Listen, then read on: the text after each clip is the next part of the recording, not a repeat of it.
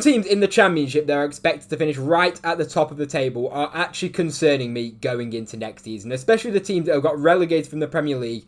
I'm not really sure what's going on with some of these teams going into the season in the Championship. If you're a fan of Championship content, then do hit subscribe on this channel. We upload daily Championship content, so if you wouldn't mind taking a second out of your day, hit that subscribe button. If you're a fan of the Championship going into the new season, this is the place to be, so do hit that subscribe button. And do drop a like as well if you do go on to enjoy the video. So the team that I wanted to start off by talking about is Ipswich, where I think it's been a very interesting start to the transfer window with them, where I'm a little bit concerned. I'm not getting Luton vibes to the point where they're going to get relegated or anything like that, because I do absolutely think they should be walking the league even still.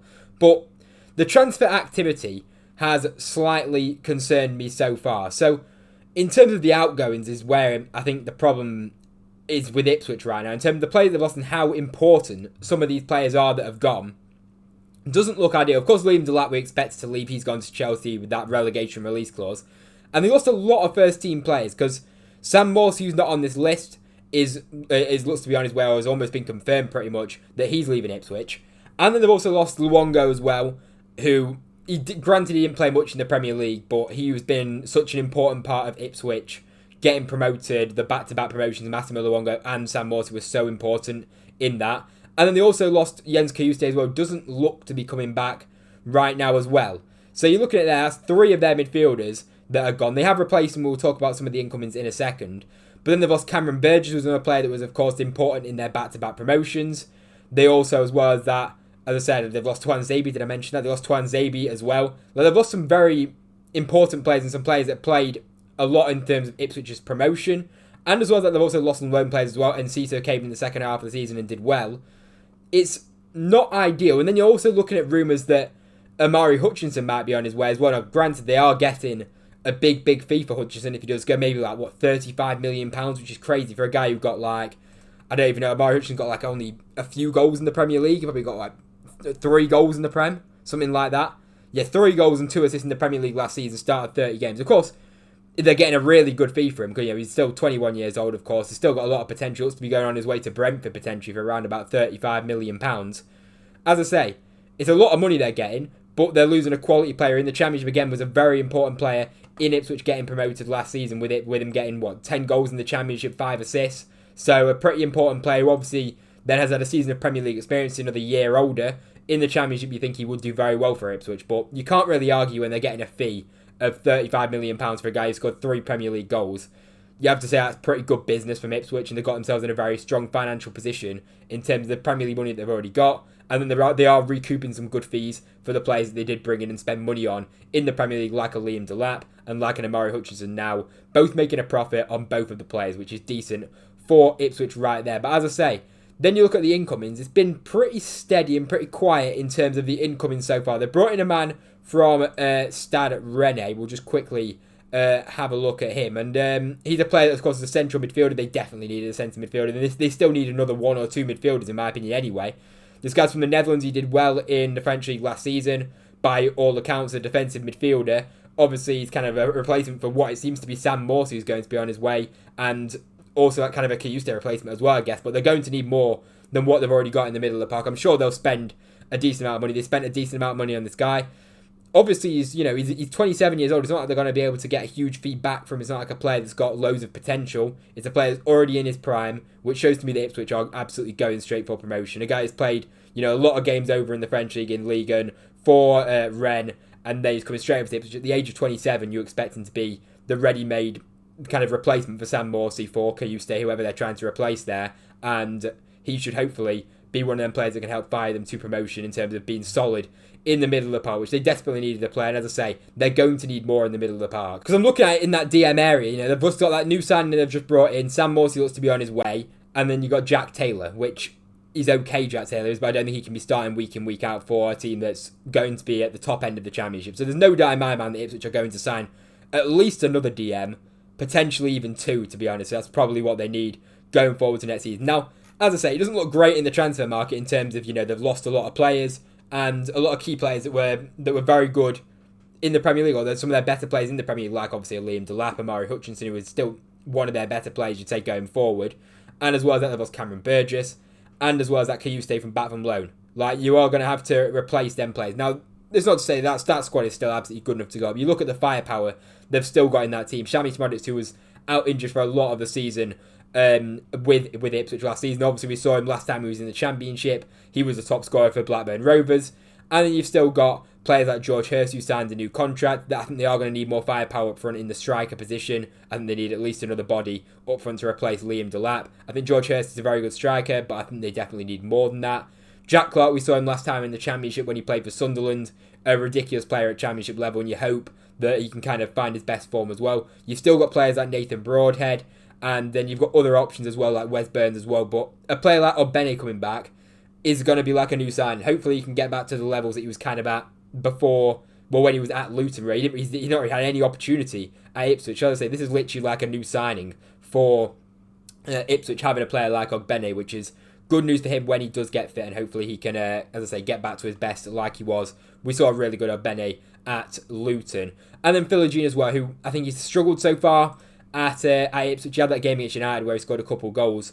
But, Philogene didn't look too great on the right-hand side for Ipswich last season, or in that winger position for Ipswich last season. So hopefully he can improve. And we saw how good he was in the Championship when he played for Hull.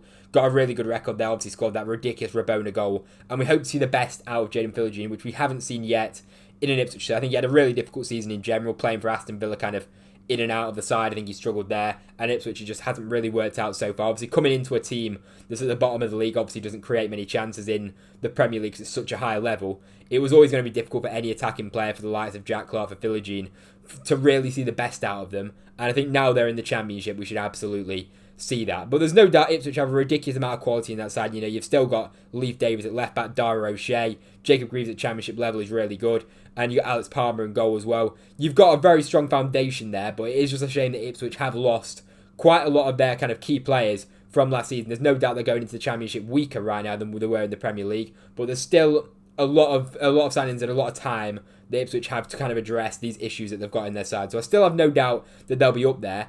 But, you know, they're not absolutely filled with confidence in terms of their transfer business and the way that they've been moving so far in the window. Then, you know, if you look at another relegated club, you've got Leicester, which look to be getting maybe a 9 points deduction right now. They've just appointed Martin Cifuentes as the manager, obviously ex-QPR manager, QPR fan. I really like Martin Cifuentes. I think he's a top coach.